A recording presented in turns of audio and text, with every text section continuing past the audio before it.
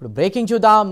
New Chandigarh T20 మ్యాచ్లో team India ఓటమి పాలైంది. 51 పరుగుల తేడాతో దక్షిణాఫ్రికా విజయం సాధించింది. మొదట బ్యాటింగ్ చేసిన దక్షిణాఫ్రికా 4 వికెట్ల నష్టానికి 213 పరుగులు చేసింది.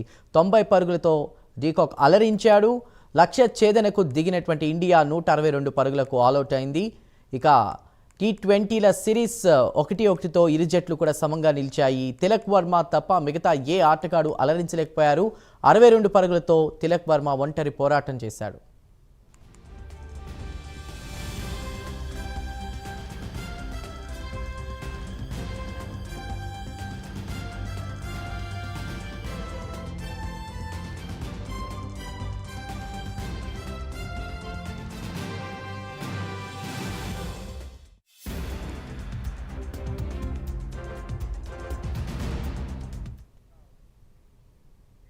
న్యూ చండీగఢ్ టీ20 మ్యాచ్లో టీమిండియా ఓటమి పాలైంది. 51 పరుగుల తేడాతో దక్షిణాఫ్రికా విజయం సాధించింది. మొదట బ్యాటింగ్ చేసిన దక్షిణాఫ్రికా 4 వికెట్ల నష్టానికి 213 పరుగులు చేసింది. 90 పరుగులతో డీకాక్ అలరించాడు. లక్ష్య ఛేదనకు దిగిన ఇండియా 162 పరుగులకు ఆల్అౌట్ అయింది.